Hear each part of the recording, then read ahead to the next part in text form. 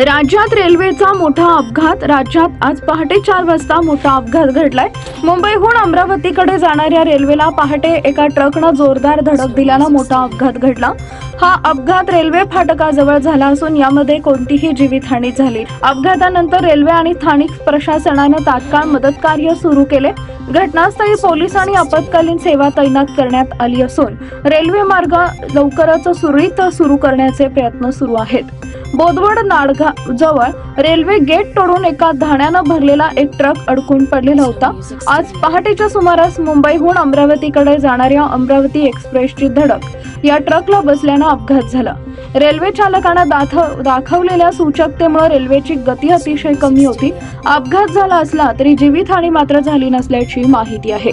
अपघातात झालेला ट्रक रेल्वेत अडकून पडला असल्याने त्याला काढण्याचं काम युद्धपातळीवर सुरू आहे। या अपघातामुळे नागपूर भुसावळ रेल्वे वाहतूक दोन्ही बाजूने ठप्प झाले।